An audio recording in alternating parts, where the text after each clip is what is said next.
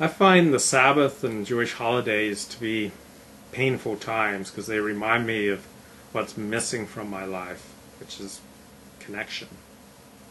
Like during the week, I can distract myself with my many endeavors so that I never have to look in the mirror and see my life for what it is. It's a lonely slog. But on the Sabbath and on Jewish holidays, life slows down. There's not much to do. There are no electronic distractions. So when I'm feeling good about myself, it's easy for me to put myself out there and to meet people and to connect. When I feel like a loser, I tend to withdraw. So, for instance, on Passover, remember this past Passover, people are celebrating it with their families. I've created no family, so I'm alone. At times I latch on to other families, but that can bring its own awkwardness, so I'm a hanger-on. Or I can go to a community seder at synagogue with other people who don't have families, but many of the people there can be really weird as I am. So it's kind of painful to see them, to realize that they are reflecting back to me my place in the social pecking order. I don't want to believe that I'm less than, that I have failed at the fundamental task of life, creating a family. Without holy days, I do not have to look in the mirror. Without holy days, I can pretty much think that my life is okay. Sabbath happens every week, and I have a routine down, and I can usually get through the Sabbath without too much pain, but Jewish holidays, taking off a couple of days in the middle of the week to celebrate something, that's potentially very painful. So I look in the mirror, and I see a great big crack in the mirror. It's like I'm missing a limb. The mirror says back to me, "You are a loser." In second grade, the time I started school, I felt like a loser. So holy days don't create this feeling. I've had it all my life. When cool people have adopted me, the feeling has disappeared because I kind of get by on the borrowed functioning of their kindness. When I'm left on my own, I can no longer distract myself from my failure to connect with people who know me. So strangers I can get along with just fine. If I have a girlfriend, or I'm connected with friends, or a particular synagogue, or a family, or a group, I don't have to confront this feeling so much. If I'm booming with my career, I'm not so vulnerable. If I'm struggling financially or professionally or personally or with my health, then it's easy for me to isolate myself and then to hate myself.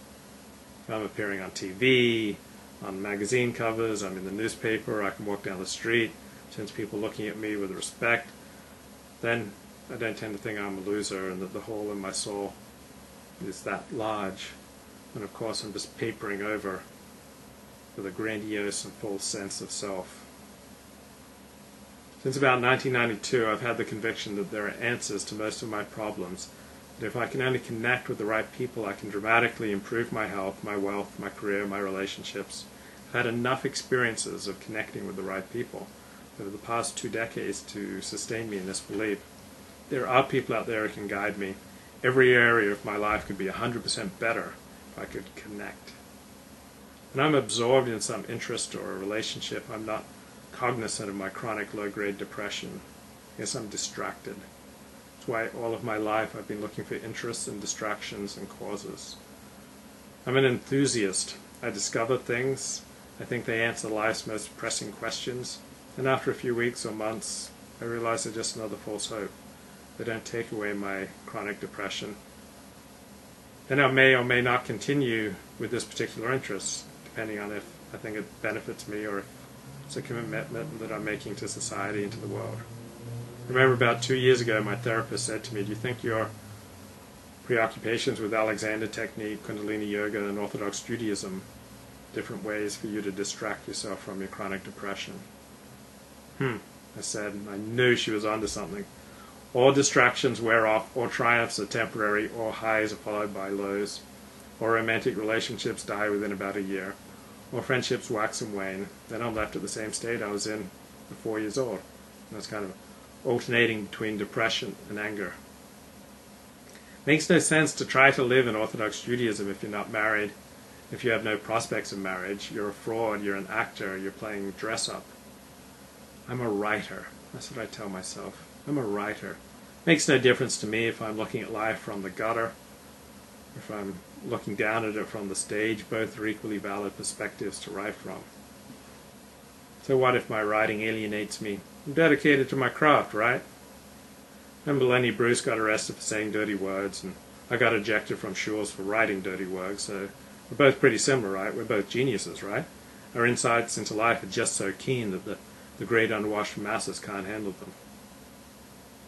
The incantation, I am a writer, kind of protects me from confronting my failures head on. It's my defense from admitting that what I'm doing is not working. It's an excuse.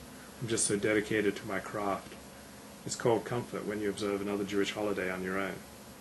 So I'm going to experiment with occasionally dropping the I am a writer defense. I'm going to try to encounter people at times as just a human being who yearns to connect with other human beings.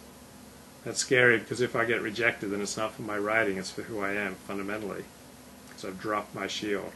I'll try it anyway, who knows, might even improve my writing. I find myself blogging less the last 3 years, since I've been in therapy, training to be a teacher of Alexander technique. I used to work out a lot of my anxiety by blogging. Now I work some of it out in therapy. I don't think I'm as anxious and compulsive as I was 3 years ago, therefore I feel less need to blog.